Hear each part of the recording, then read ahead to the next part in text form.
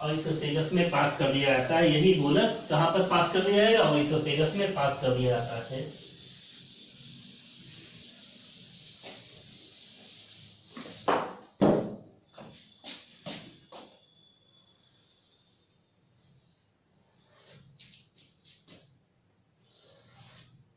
ये नॉस्ट्रिल है, यहाँ आ रहा है, और ये बक्कल कैविटी है। This buccal cavity opens. This buccal cavity opens where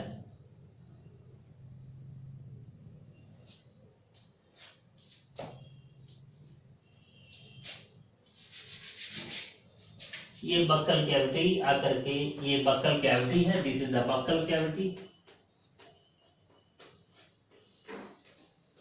ये buccal cavity, from the buccal cavity food is passed, from the buccal cavity food is passed in the oesophagus.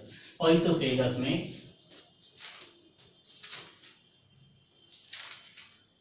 Buckle cavity से food oesophagus pass कर दिया जाता है bye ये cartilage. यहाँ पर एक कार्टिलेज है जिसको मैं एपिग्लॉटिड कहता हूँ। एक कार्टिलेज है, इसको मैं एपिग्लॉटिड बोलता हूँ। एपिग्लॉटिड, GLOTTID, इस कार्टिलेज को मैं एपिग्लॉटिड बोलता हूँ। और यहाँ पर एक वाल्व लगा हुआ है, इस वाल्व को मैं गलेट बोलता हूँ। यहाँ पर एक वाल्व लगा हुआ है, this valve is known as gullet. Here a valve is present, this valve is known as gullet. यहाँ पर एक वाल्व है, इस वाल्व को मैं गलेट बोलता हूँ। GULLET, gullet. मतलब बक्कल कैविटी से आएगा, एपिग्लॉटिड को पार करके, एपिग्लॉटिड है, एपिग्लॉटिड को पार करके आएगा गलेट में। गलेट एक वाल्व है, उस वाल्व को क्रॉस करके फिर आएगा बक्कल, आएगा ऑइसोफेगस में। बक्कल कैविटी से भोजन आया। भोजन कौन से फॉर्म में है? अब in the form of bolus के फॉर्म में है। बोलस बक्कल कैविटी से आएगा और बक्कल कैविटी से आएगा, यहाँ पर एपिग्लॉटिड को पार करके, ये वाल्व एक छोटा सा है, इस वाल्व को पार करेगा। ऑइसोफेगस का वाल्व है, इसको मैं गलेट बोलता हूँ। Valve of oesophagus is known as gullet. ये गलेट है, ऊपर वाले वाल्व ऑइसोफेगस, ऑइसोफेगस का जो ऊपर वाला वाल्व, उसको मैं गलेट बोलता हूँ। From gullet food is passed inside the oesophagus. Oesophagus में चला जाता है। From oesophagus food is passed. Oesophagus से फूड कहाँ जाएगा? इन द स्टोमक। ऑइसोफेगस कहाँ से कहाँ तक रहेगा? In the neck region and in the thoracic region. Neck region से थोरैकिक रीजन तक ऑइसोफेगस रहेगा। मतलब थोरैकिक रीजन में यहाँ पर लंग्स भी पाए जाते हैं ना। यहाँ पर मैं दूसरा देखता हूँ, एक दूसरी विंड पाइप में यहाँ दिखा रहा हूँ। यहाँ पर मैं विंड पाइप दिखा रहा हूँ।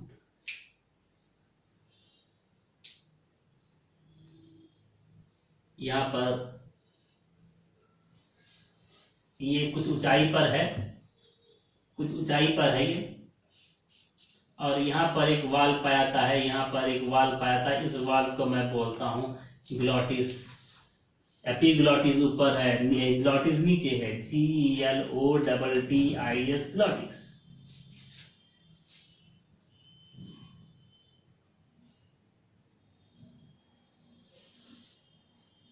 ठीक है, ग्लॉटिस। और ग्लॉटिस से कहां चला जाएगा? ग्लॉटिस से विंड पाइप में, फिर लंग्स में जाएगा। ग्लॉटिस से ये लंग्स में जाएगा, ये एयर लंग्स में जाएगा। एयर यहां से आया, ये एयर तो यहां से ऐसे भी जा सकता है, एयर ऊपर उड़ करके जा सकता है। एयर यहां से आया और यहां से आया यहाँ पर, फिर यहां से आया, यहां से आ जाएगा लंग्स में जाएगा। ये लंग्स है, लंग्स में चला जाएगा, ये लंग्स में चला गया। और ये जो ऑइसोफेगस है, ऑइसोफेगस इस तरीके से, ऑइसोफेगस पीछे से, इसके ऑइसोफेगस के पीछे से होते हुए, लंग्स के पीछे से होते हुए आएगा नीचे in the abdomen region. Abdomen region में आएगा and it opens into a sac like structure. This is known as stomach. Sac like structure में खुलेगा, स्टोमक में खुलेगा, स्टोमक में खुलता है। बात समझ में आया? मैं ये कहना चाह रहा हूं कि बक्कल कैविटी से बोलस आएगा, बक्कल कैविटी से बोलस आएगा, गलेट, गलेट से ऑइसोफेगस, ऑइसोफेगस से कहां पर आ जाएगा? स्टोमक में आ जाएगा, ऑइसोफेगस से स्टोमक में चला आता है। ठीक है, ऑइसोफेगस से कौन सी रीजन में आएगा? स्टोमक वाले रीजन में चला आता है। From oesophagus food comes in the stomach,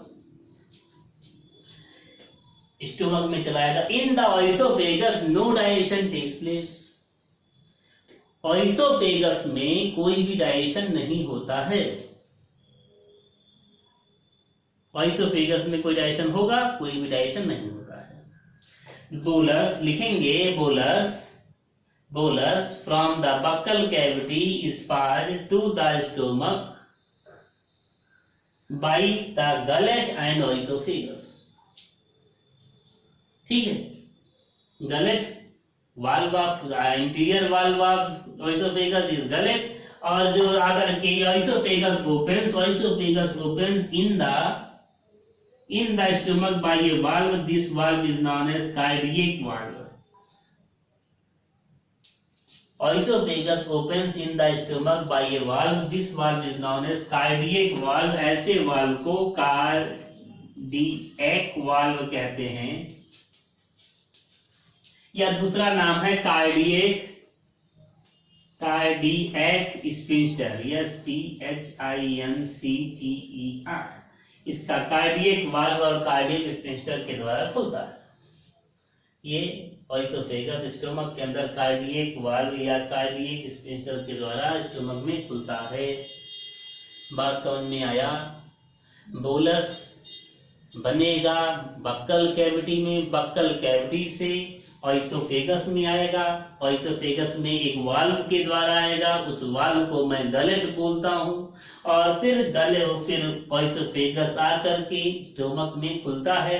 stomach में जो खुलेगा तो वहां पर भी एक वाल्व पाया जाएगा, उस वाल्व को मैं कार्डियक वाल्व बोलता हूं या कार्डियक स्फिंक्टर बोलता हूं। ऑइसोफेगस की शुरुआत में एक वाल्व, उसको बोलेंगे गलेट, लास्ट में एक वाल्व कार्डियक वाल्व। आगे स्टोमक में, stomach is divided into 3 regions. Stomach 3 region में डिवाइड है। सबसे पहला रीजन कार्डियक रीजन, पहले वाले रीजन को मैं कार्डियक बोलता हूं, ये वाला हो गया cardiac, cardiac stomach, cardiac stomach. First one is known as cardiac stomach, पहला जो स्टोमक का पार्ट है इस पार्ट को मैं कार्डियक बोलता हूं। जो वेरी फर्स्ट पार्ट, इस वाले पार्ट को मैं कार्डियक बोलता हूं। This stomach is known as cardiac stomach. And the very big part, और ये वाला जो बड़ा वाला पार्ट है, इस वाले पार्ट को मैं बोलता हूं फंडिक स्टोमक। इस वाले पार्ट को मैं फंडिक बोलता हूं, फंडिक या FUNDIC, फंडिक स्टोमक, फंडिक या FUNDIC, fundic.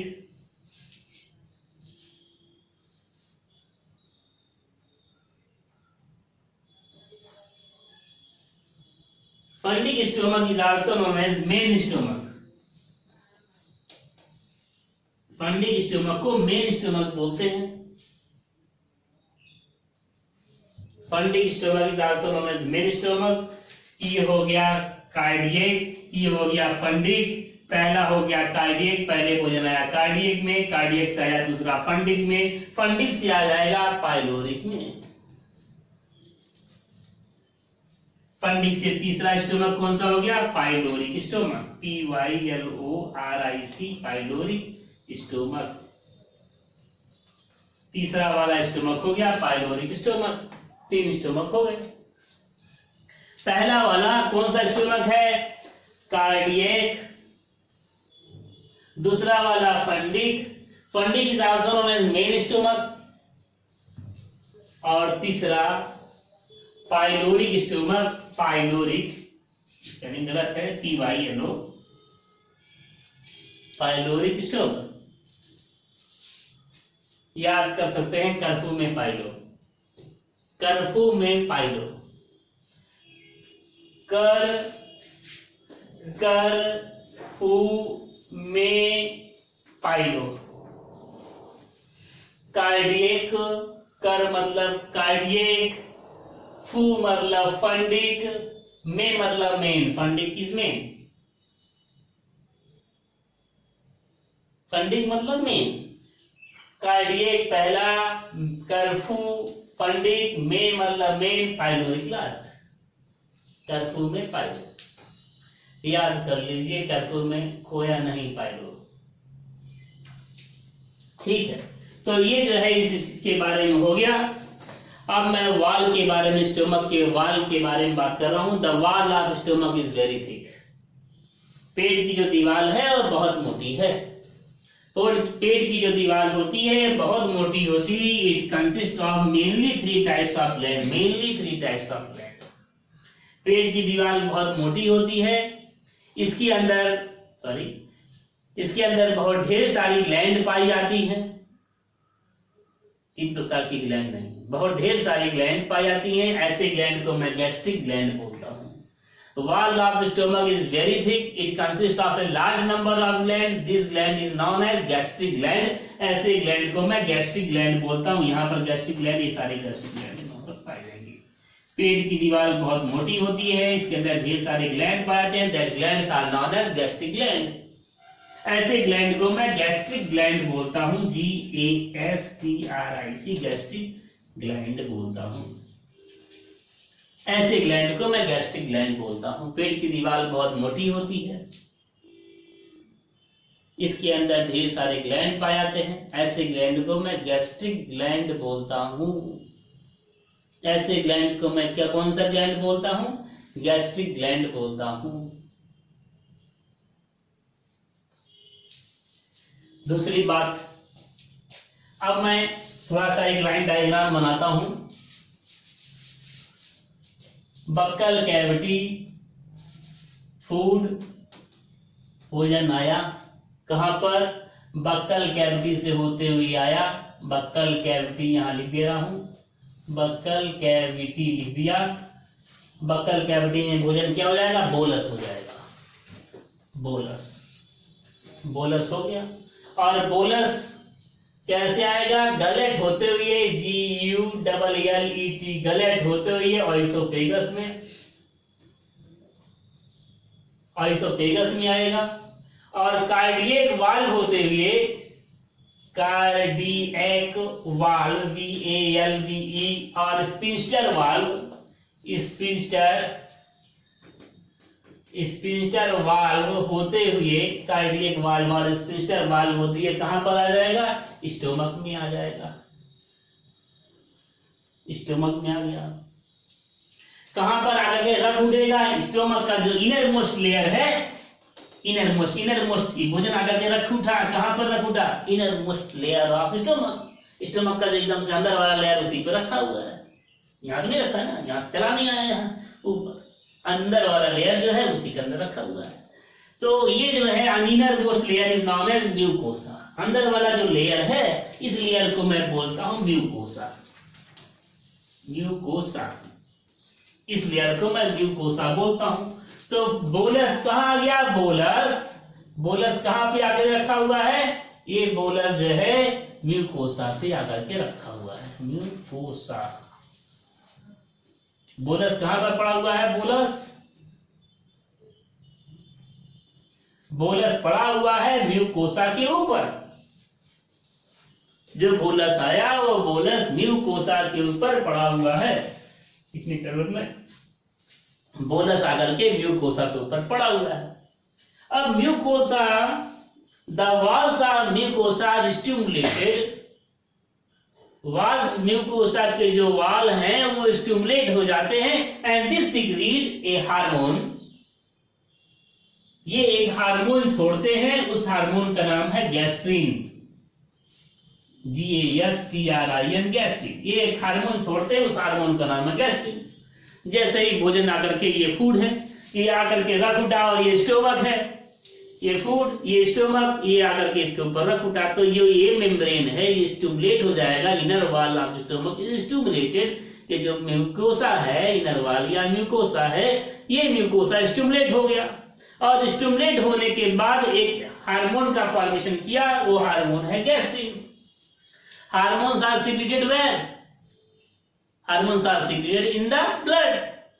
Hormones are secreted in the blood. This gastrin is secreted in the blood. ये गैस्ट्रिन ब्लड में छोड़ दिया गया, और ब्लड में ये गया। ब्लड में जाने के बाद मास्ट सेल को स्टिमुलेट करता है। Mast cell is a type of WBC। Blood में ये गया, गैस्ट्रिन हार्मोन गया। गैस्ट्रिन हार्मोन गया कहां पर? ब्लड में। और ब्लड में जाने के बाद यही गैस्ट्रिन हार्मोन कौन से सेल को स्टिमुलेट करेगा? मास्ट सेल को स्टिमुलेट करेगा। मतलब mast cell is a type of WBC। तो ये स्टिमुलेट करेगा, stimulates mast cell.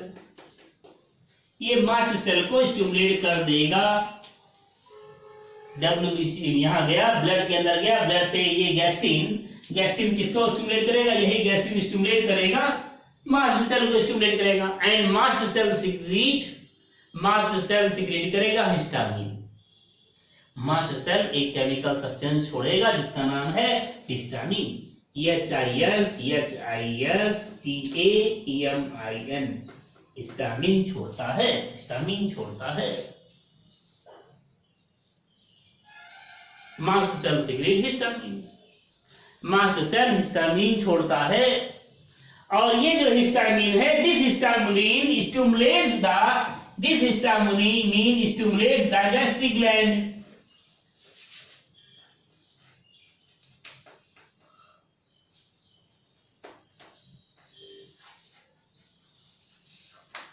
This histamine stimulates the gastric gland. ये हिस्टामिन गैस्ट्रिक ग्लैंड को स्टिमुलेट करेगा, और गैस्ट्रिक ग्लैंड छोड़ेगा। Gastric gland secretes gastric juices. Gastric juices.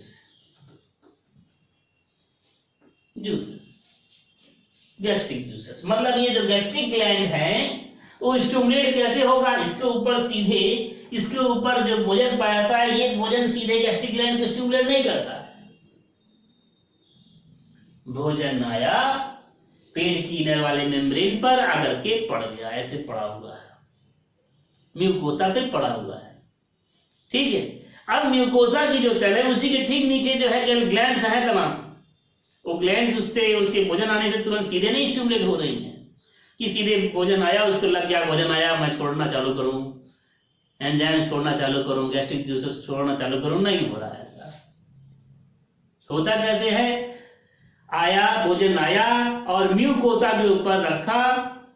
Mucosa के ऊपर जैसे आकर के रखा गया भोजन, मतलब बोलस जैसे म्यूकोसा के ऊपर आकर के रखा गया, फिर क्या होगा? म्यूकोसा के ऊपर म्यूकोसा की जो सेल्स हैं वो गैस्ट्रिन छोड़ती हैं। गैस्ट्रिन एक हार्मोन है। Gastrin is a hormone. ये गैस्ट्रिन छोड़ती हैं, गैस्ट्रिन ब्लड में छोड़ेंगी, और फिर यही गैस्ट्रिन जो है मास्ट सेल को स्टिमुलेट करती है। मास्ट सेल हिस्टामिन छोड़ती हैं। हिस्टामिन फिर गैस्ट्रिक ग्लैंड को स्टिमुलेट करेंगी। गैस्ट्रिक ग्लैंड फिर गैस्ट्रिक जूसेस छोड़ती है। अब मैं एक सवाल करूं, विच आर फैक्टर, कौन कौन से फैक्टर हैं जो कि गैस्ट्रिक जूसेस का फॉर्मेशन करते हैं, गैस्ट्रिक ग्लैंड को स्टिमुलेट करते हैं? कौन कौन से फैक्टर्स? कौन सा फैक्टर? हिस्टामिन ही तो स्टिमुलेट कर रहा है, ये तो नहीं स्टिमुलेट कर रहा है, ये इसको स्टिमुलेट कर रहा है, ये इसको। Bolus and gastrin are helpful in the formation of gastric juices. Gastric juices को फॉर्मेशन में हेल्पफुल है, लेकिन डायरेक्टली स्टिमुलेट कर रहा है गैस्ट्रिक ग्लैंड को हिस्टामिन। हिस्टामिन तो डायरेक्टली स्टिमुलेट कर रहा है ना, गैस्ट्रिक हिस्टामिन ही किसको स्टिमुलेट करता है, ये तो सीधे नहीं आता स्टिमुलेट करने के लिए। ठीक है, तो ये वॉल ऑफ, मैं फिर से पुरानी बात पे आता हूं जहां से चला था। Wall of stomach is very thick, पेट की दीवार बहुत मोटी होती है। It consist of a large number of glands, that glands are known as gastric gland. पेट की दीवार बहुत मोटी होती है, इसके अंदर बहुत ढेर सारी ग्लैंड पाई जाती हैं। ऐसे ग्लैंड को मैं गैस्ट्रिक ग्लैंड बोलता हूं, ऐसे ग्लैंड को मैं गैस्ट्रिक ग्लैंड बोलता हूं। Gastric gland mainly consist of 3 types of cells. ये जो गैस्ट्रिक ग्लैंड है साहब, ये 3 प्रकार के सेल मेनली कंसिस्ट करते हैं। कौन कौन से 3 प्रकार के सेल? गैस्ट्रिक ग्लैंड है, गैस्ट्रिक ग्लैंड ये हो गया गैस्ट्रिक ग्लैंड है। This gastric gland mainly consist of 3 types of cells. और भी सेल पाई जाती हैं लेकिन मेनली 3 टाइप्स ऑफ सेल्स पाई जाती हैं। कौन कौन सी हैं? Chief cell, CHIEF chief cell.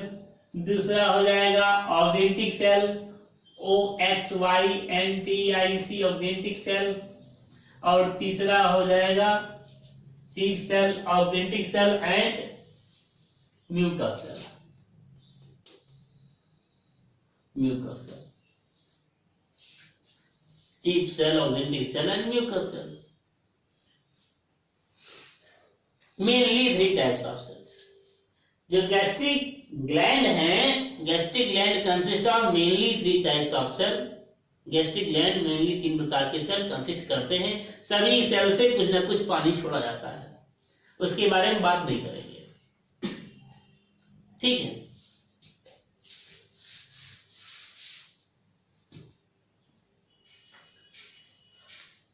तो सबसे पहले चीफ सेल के बारे में बात करते हैं। Chief cell secrete an enzyme known as, chief cell secrete an enzyme known as pepsinogen. Pepsinogen chief cell एक एंजाइम छोड़ता है, उस एंजाइम का नाम है पेप्सिनोजेन। मैं ये चीज बहुत इंपॉर्टेंट बता रहा हूं, तो ध्यान दीजिएगा। अगर किसी भी शब्द के शुरू में प्रो आ जाए या फिर लास्ट में जेन आ जाए, इसका मतलब वो इनएक्टिव है, खासकर बायोलॉजी में। कोई भी शब्द है, अगर उसके आगे शुरुआत में प्रो आ जाए या लास्ट में जेन आ जाए, एक ही आएगा। शुरुआत में प्रो भी आ जाए, लास्ट में जेन, ऐसा नहीं आएगा। अगर शुरुआत में प्रो आ जाए या लास्ट में जेन आता है, इसका मतलब वह सेल इनएक्टिव है, इसका मतलब वह सेल जो है एक्टिव नहीं है। Oxyntic cell is also known as parietal cell. Oxyntic cell का दूसरा नाम पेराइटल सेल है। और chief cell is also known as peptic cell. इसको पेराइटल सेल बोलते हैं, इसको पेप्टिक सेल बोलते हैं। और म्यूकस सेल्स को ग्लोबुलेट सेल बोलते हैं। याद करना है, लिख लीजिए। Oxyntic cell is also known as parietal cell, chief cell is known as peptic cell and mucus cell is also known as goblet cell. Mucus cell का दूसरा नाम ग्लोबुलेट सेल है। तो मैं ये कहता हूं, मैं एक सवाल ये पूछ रहा हूं कि यदि कोई व्यक्ति मांस को खा रहा है, यदि कोई व्यक्ति मांस को खाता है तो मांस का टुकड़ा पच जाता है, पेट के अंदर मांस का टुकड़ा पच जाता है। पेट भी मांस का बना हुआ है, वो नहीं पचता है। क्या हो सकता है? Yes, because of mucus present. No, not because of mucus. It is a factor, but it is not a true factor. तो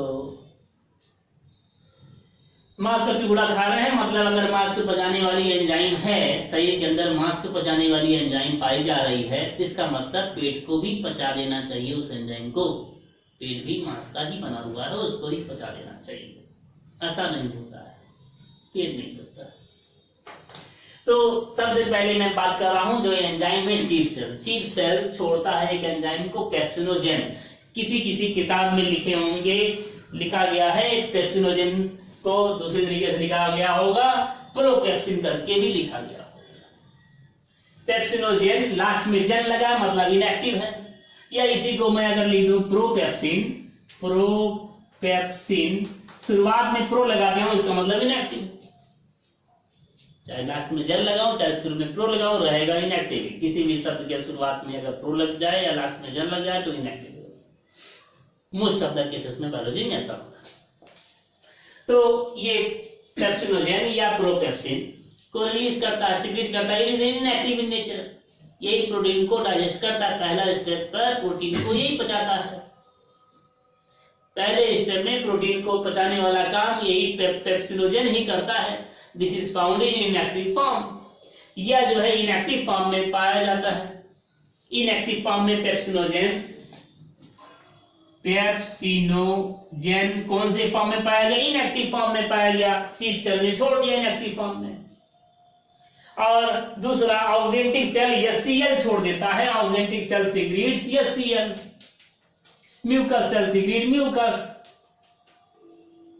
तो ऑक्जेंटिक सेल एचसीएल भी छोड़ दिया इसके ऊपर, और म्यूकस सेल इसके ऊपर ढेर सारे म्यूकस भी छोड़ दिया। इस बोलस के ऊपर ढेर सारे म्यूकस भी छोड़ दिया। एचसीएल छोड़ा गया। जब ऑक्जेंटिक सेल इस बोलस के ऊपर एचसीएल छोड़ दिया, then this bolus becomes acidic। जब ऑक्जेंटिक सेल इस बोलस के ऊपर एचसीएल छोड़ा तो ये बोलस एसिडिक हो जाएगा। In the acidic medium, this pepsinogen changes into pepsin। जब ऑक्जेंटिक सेल बोलस के ऊपर एचसीएल छोड़ेगा तो बोलस एसिडिक हो जाएगा। इन द एसिडिक मीडियम में पेप्सिनोजेन पेप्सिन में कन्वर्ट हो जाता है। मतलब पेप्सिनोजेन इनएक्टिव जो है, जेन लगा हुआ इनएक्टिव है, वो जेन गायब हो जाएगा, एक्टिव हो जाएगा। Pepsinogen converts into pepsin. Acidic medium में पेप्सिनोजेन पेप्सिन में कन्वर्ट हो जाएगा, और पेप्सिन प्रोटीन को प्रोटियोज और पेप्टोन में तोड़ देता है। मतलब प्रोटीन को पचा देगा। मास मतलब फ्लैश, मतलब जो फ्लैश है, फ्लैश मतलब क्या है? वो दैट इज ए प्रोटीन। उस प्रोटीन को पचा देगा। मतलब प्रोटीन को जो पचाने वाली एंजाइम है वो हमारे शरीर में इनएक्टिव फॉर्म में पाई जाती है, एक्टिव फॉर्म में नहीं पाई जाती है। अगर एक्टिव फॉर्म में पाई जाती तो जो ये चीफ सेल है, चीफ सेल भी प्रोटीन का बना हुआ, चीफ सेल पहले पच जाता है, और फिर आजू बाजू के जितने सेल हम सभी को पचाता है, क्योंकि सभी सेल प्रोटीन के बने हुए हैं, सभी सेल पच जाते हैं।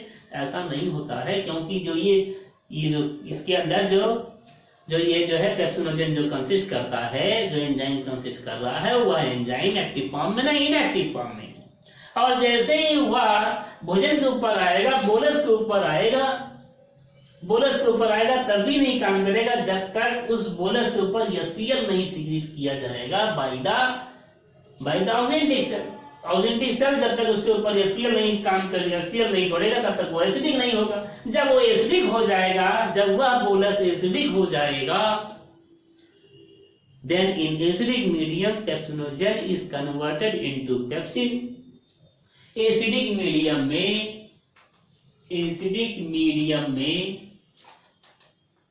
पेप्सिनोजेन,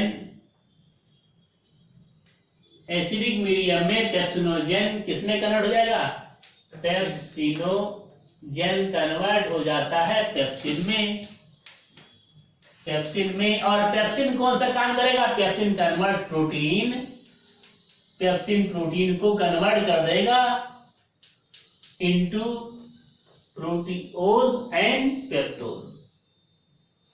proteose plus पेप्टोज, प्रोटियोज और पेप्टोन में कन्वर्ट कर देता है। यहां तक बात समझ में आया? Gastric gland is made up of 3 types of cells. They are the auxiliary cell, chief cell, and mucous cell. Auxiliary cell secrete HCl, chief cell secrete pepsinogen, and mucous cell secrete mucus। When the augmented cell secrete HCl on the bolus, then the bolus becomes acidic. In the acidic medium, this pepsinogen is converted into pepsin. As a result, this pepsin converts the protein into proteose and peptone. As a result, first step of the breakdown of protein is conducted. Protein का breakdown 3 step में होता है. Protein एक step तो हो गया पेट में पहला स्टेप होता है. प्रोटीन का ब्रेकडाउन का पहला ही स्टेप होता है, दूसरा और तीसरा स्टेप नहीं होता है. पहला स्टेप कौन सा है? Protein is broken down into proteose and peptone.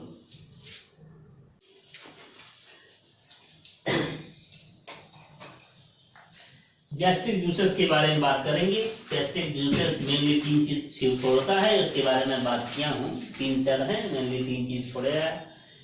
ये सेल ऑक्जेंटिक सेल HCl छोड़ता है, चीफ सेल पेप्सिनोजेन छोड़ेगा और म्यूकस सेल म्यूकस छोड़ता है. अभी और सारी चीजें पाई जाती हैं. gastric gland. The gastric gland secrete gastric juices. 98% of the gastric juices is water.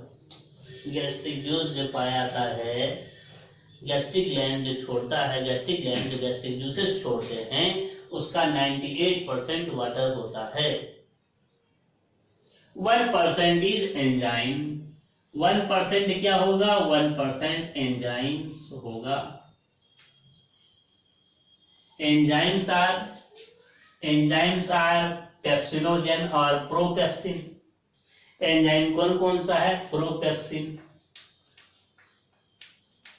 वो एंजाइम चिपली है प्रोपेप्सिन और पेप्सिनोजेन.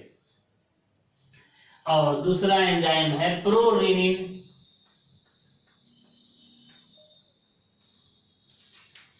दूसरा एंजाइम है प्रोरीनिन. और तीसरा एंजाइम है गैस्ट्रिक लाइपेज. तीसरा एंजाइम है. 1% में तीनों एंजाइम पाया जाएगा. 0.5% इज HCl. HCl कितना पाया जाएगा? 0.5%. जितना गैस्ट्रिक जूस होगा उसमें बस आधा % ही HCl होगा. HCl turns the bolus acidic. HCl जो फूड आया है in the form of bolus, उसको एसिडिक कर देता है. उसको क्या कर देगा? उसको एसिडिक कर देगा. और एसिडिक मीडियम कौन सा कितना हो जाएगा acidic? It becomes 0.5, 1.3, 0.5 to 1.3. Sorry, 1.3 to 3. इसका pH होगा. pH कितना होगा? 1.3 to 3. बहुत स्ट्रॉन्ग एसिडिक कंडीशन ले आ देता है. एसिडिक कंडीशन क्यों है? So as to kill. पहले तो जर्म्स को भी मारने का काम करेगा और एक्टिवेशन के लिए भी. It is responsible for the activation of pepsin, propepsin और पेप्सिनोजेन को एक्टिव करेगा ये. दूसरा, ये जर्म्स और बैक्टीरिया को भी मारने का काम करता है. तीसरा, म्यूकस के बारे में. तीसरा 0.5% इज म्यूकस. 100% हो गया. 99% plus 1% that is 100%. 0.1% is mucus. सभी एंजाइम काम करा इसके ऊपर. जितनी एंजाइम है सभी के सभी एंजाइम ने इसके ऊपर काम किया, बोलस के ऊपर. नाउ दिस बोलस के ऊपर काम किया सभी एंजाइम. तो बोलस जैसे था वैसे तो नहीं रहेगा, उसके अंदर कुछ चेंजेस आ जाएंगे, कुछ केमिकल चेंजेस आएंगे क्योंकि एंजाइम भी काम कर रहा है. अब ये जो म्यूकस है, म्यूकस फिर से उसके ऊपर काम किया. म्यूकस अटैचमेंट काम करेगा। And it also facilitate the easy passage of food to the posterior part of alimentary canal. लसलसा होता है उसको आगे भी जाने में मदद करता है। तो बोलस से फिर म्यूकस आकर के जब जुड़ेगा, then this bolus is known as, such a food is known as chyme। तो ऐसे भोजन को मैं अब बोलस नहीं कहूंगा। स्टोमक के अंदर जब आ जाएगा भोजन तो मैं उसके ऊपर म्यूकस लग गया है, म्यूकस के लगने के बाद मैं उसको बोलस नहीं कहूंगा, मैं उसको काइम कहता हूँ। क्या कहता हूँ? काइम। काइम से तो ये बोलस है। बोलस, बोलस के ऊपर म्यूकस लगा, कहां पर? स्टोमक में, तो इसको क्या बोलेंगे? काइम। CHYME, crime. तो इसको बोलस में, बोलस के ऊपर म्यूकस लग गया तो मैं ऐसे फूड को मैं बोलस नहीं कहता हूं, इसको मैं काइम कहता हूं। Bolus converts into chyme. Bolus तब काइम में कन्वर्ट हो जाता है। Gastric juices consist of 98% water, 1% of enzyme, that is the enzyme are pepsinogen, prorenin, a traces of कुछ मात्रा में, बहुत कम मात्रा में गैस्ट्रिक लाइमाइलेज पाया जाता है और गैस्ट्रिक लाइपेज पाया जाता है। 4 एंजाइम मेनली पाया जाता है, 3 एंजाइम मेनली पता है, ट्रेसेस में गैस्ट्रिक अमाइलेज पाया जाता है। तो सबसे पहले एंजाइम के बारे में बात करते हैं। Enzyme pepsinogen is found in inactive form. Pepsinogen inactive form में पाया जाता है, एक्टिव फॉर्म में पेप्सिनोजेन नहीं पाया जाता है। इनएक्टिव फॉर्म में पेप्सिनोजेन पाया जाता है। जब फूड के ऊपर HCl सिक्रीट होता है, when HCl is secreted over the food, then the food becomes acidic। HCl जब फूड के ऊपर छोड़ा जाता है, फूड एसिडिक हो जाता है और एसिडिक मीडियम में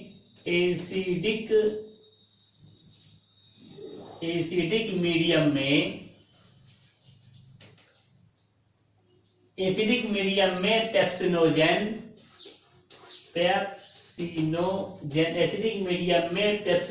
पेप्सिन में बदल जाता है। एसिडिक मीडियम में पेप्सिनोजेन पेप्सिन में बदल जाता है और यही पेप्सिन, जो पेप्सिन बदल गया, यही पेप्सिन प्रोटीन को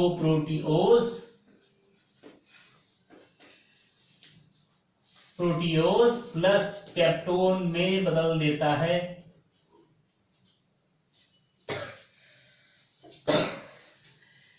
तो HCl भोजन को एसिडिक बना देता है। HCl makes the food acidic. In the acidic medium, pepsinogen is broken. Pepsinogen it changes into pepsin. Pepsinogen pepsin में बदल जाता है and this pepsin converts the protein into proteose and peptone. Protein और प्रोटियोज और peptone में यही pepsin बदल देता है प्रोटीन को। नेक्स्ट, पेप्सिन का और कुछ रोल है। पेप्सिन का दूसरा रोल है दिस पेप्सिनोजेन। यही पेप्सिनोजेन एक रोल और करता है। पेप्सिन यही पेप्सिन, जो पेप्सिन बना है, यही पेप्सिन दूसरा काम करेगा। एक इनएक्टिव एंजाइम है प्रोरीनिन। प्रोरीनिन इज एन इनएक्टिव एंजाइम। प्रोरीनिन, शुरुआत में प्रो लगा है, इनएक्टिव है। प्रोरीनिन is an inactive enzyme. This pepsin converts the prorenin into renin. यही पेप्सिन प्रोरीनिन को रिनिन में बदल देता है। यही पेप्सिन प्रोरीनिन को किसमें बदल देता है? रिनिन में बदल देता है। This pepsin converts the prorennin into rennin. यही पेप्सिन प्रोरीनिन को रिनिन में बदल देता है। बात समझ में आया? रिनिन एक काम करेगा। ये जो रिनिन है, रिनिन एक काम ये करता है कि मिल्क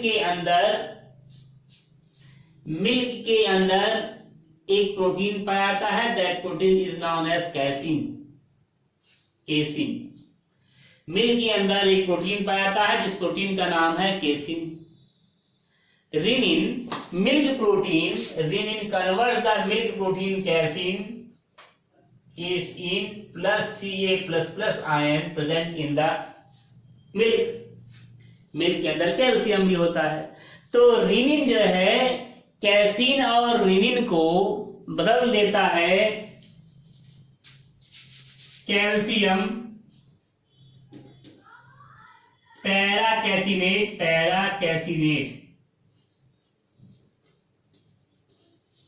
कैल्शियम पैराकैसिनेट में बदल देता है। रिनिन कन्वर्ट्स, पहले तो रिनिन एक्टिव हुआ, कैसे एक्टिव हुआ रिनिन? पेप्सिन ने प्रोरिनिन को रिनिन में बदल दिया, अब रिनिन बन गया। रिनिन मिल्क का protein casein plus Ca++ ion को बदल देगा कैल्शियम पैराकैसिनेट में। दिस कैल्शियम पैराकैसिनेट, ये जो कैल्शियम पैराकैसिनेट है, this is broken down, this calcium paracaseinate is broken down into proteose and peptone. Proteose and peptone में बदल जाता है, किसके द्वारा? इसी एंजाइम के द्वारा। यह एंजाइम कौन सा है? पेप्सिन। फिर से पेप्सिन वही काम करेगा, कैल्शियम पैराकैसिनेट को प्रोटियोज और पेप्टोन में बदल देता है। Very simple. पेप्सिन दो जगह काम कर रहा है, इनफैक्ट पेप्सिन यहाँ तीन जगह, यहाँ पर तो तीन जगह काम कर रहा है। पहला डायरेक्टली प्रोटीन को प्रोटियोज में तोड़ा, दूसरा पेप्सिन क्या काम कर रहा है? दूसरा पेप्सिन प्रोरिनिन को रिनिन में बदल देगा, और फिर जब प्रोरिनिन रिनिन बदल जाएगा, रिनिन जो है कैसिन प्लस कैल्शियम आयन को कैल्शियम पैराकैसिनेट में बदल देगा। जब कैल्शियम पैराकैसिनेट का फॉर्मेशन हो जाता है तो पेप्सिन फिर से उसको प्रोटियोज और पेप्टोन में बदल देता है, प्रोटियोज और पेप्टोन में बदल देगा उसको फिर से। समझ में आया? तो ये एक एंजाइम के बारे में हो गया, ये दूसरा इनएक्टिव एंजाइम है, दोनों के बारे में हो गया। तीसरा एक्टिव एंजाइम है गैस्ट्रिक एमाइलेज। मैं बताया था कि गैस्ट्रिक एमाइलेज माउथ में बात कर रहा था एमाइलेज के बारे में।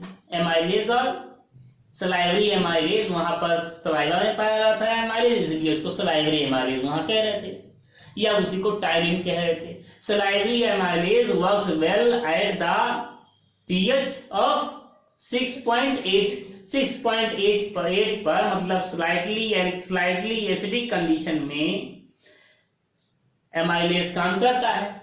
तो गैस्ट्रिक एमाइलेज, जो कि पेट के अंदर जो एमाइलेज पाया जाता है, उसको मैं गैस्ट्रिक एमाइलेज बोलता हूं।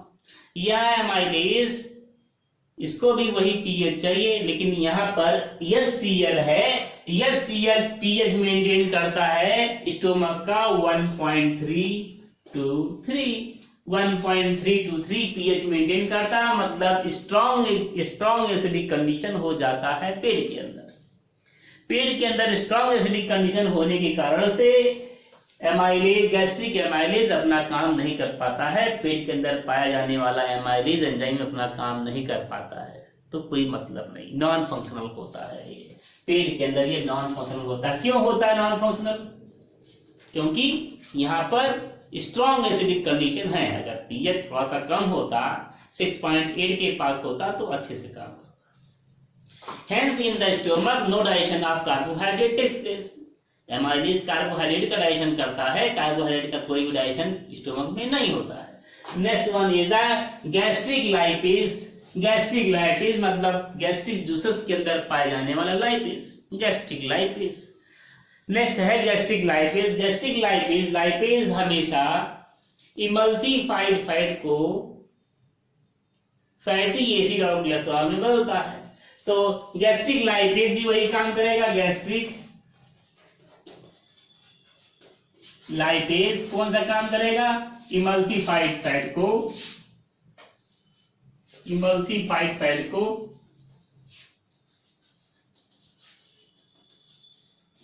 इमल्सिफाइड फैट को किसमें बदलेगा? फैटी एसिड और ग्लिसरॉल।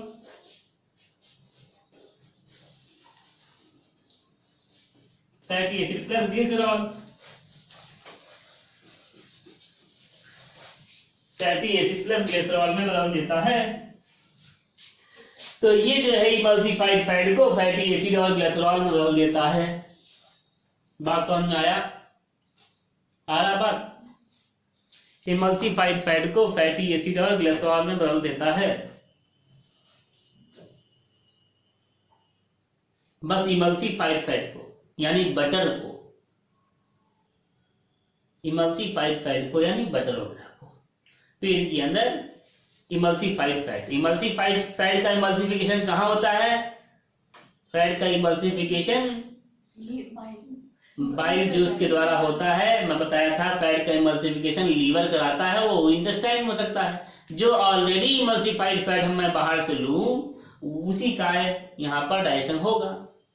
ऑलरेडी इमल्सिफाइड फैट को ले रहा हूँ, इमल्सिफाइड फैट को ले रहा हूँ, उसी का डाइजेशन होगा कहाँ पर? स्टोमक के अंदर। This is all about the gastric juices. ये सभी म्यूकस भी है इसके अंदर। म्यूकस क्या काम करेगा? Mucus forms a thin film around the stomach.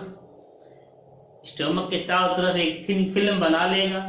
अगर ये म्यूकस की लेयर कम हो जाती है, अगर ये जो म्यूकस की लेयर है, ये म्यूकस की लेयर अगर कम हो जाती है, देन देयर एन वुंड और injury may be called. Mucus चारों तरफ से सील है, या सील उसके ऊपर सीलिड हो रहा है। म्यूकस एक तरफ एक प्रोटेक्टिव कवरिंग बना ले रहा है, पेट के चारों तरफ एक प्रोटेक्टिव कवरिंग बना ले रहा है, और ताकि जो है ये सीएल का एक्शन जो है, जो अंदर वाला दीवार है पेट का, जो इनर मोस्ट लेयर है, उसके ऊपर नहीं हो पा रहा है, उसका असर नहीं। Mucus forms a thin film around the wall of stomach, over the wall of stomach. और अगर ये जो म्यूकस का जो थिन लेयर है, ये लेयर ना पाया जाए, then there may be any wound और इंजरी। दिस वुंड और injury is known as gastric ulcer. इसी वुंड और इंजरी को मैं गैस्ट्रिक अल्सर बोलता हूं। What is gastric ulcer? क्या कैसे हुआ? गैस्ट्रिक अल्सर हो सकता है जब म्यूकस की जो थिन लाइनिंग है वो ना पाया जाए पेट के किसी पोर्शन पर, वो थिन हो जाए, बहुत ज्यादा थिन हो जाए, वहां पर यह सीएल अपना काम करके और वहां पर वुंड और इंजरी कर दे। दिस वुंड और injury by the action of HCl on the wall of stomach is known as gastric ulcer. इसी को मैं गैस्ट्रिक अल्सर बोलता हूं। ठीक है, तो ये म्यूकस है। अब मैं कह रहा हूं ये एंजाइम है और ये म्यूकस है, सब आपस में मिला, एंजाइम और म्यूकस सब आपस में उसके ऊपर काम किया, और काम करने के बाद उस बोलस को ये काइम में बदल देता है। वह भोजन जो कि माउस से आया है वो उसको मैं बोलस बोलता हूं, और वो बोलस जब पेट के अंदर आया, उसके ऊपर गैस्ट्रिक जूसेस काम किए, तो वो कौन से फॉर्म में हो जाता है? तब उसको मैं काइम बोलता हूं। तो गैस्ट्रिक जूसेस जब काम करेंगे, गैस्ट्रिक जूसेस इंक्लूडिंग म्यूकस, उसके ऊपर जब काम करेंगे तो वही उसी बोलस को मैं काइम बोलता हूं। पेट के अंदर आ जाएगा तो काइम। समझ में आया? यहां तक बात समझ में आया? This chyme is passed in the intestine. यही काइम इंटेस्टाइन में पास कर दिया जाता है। इसके ऊपर यहां गैस्ट्रिक जूसेस हुआ, गैस्ट्रिक जूसेस और कहां पर खो गया? बोनस के ऊपर। कहां में? स्टोमक में। तो ये क्या हो जाएगा? ये हो जाएगा chyme, converts into chyme. Now the chyme is filed in the small intestine.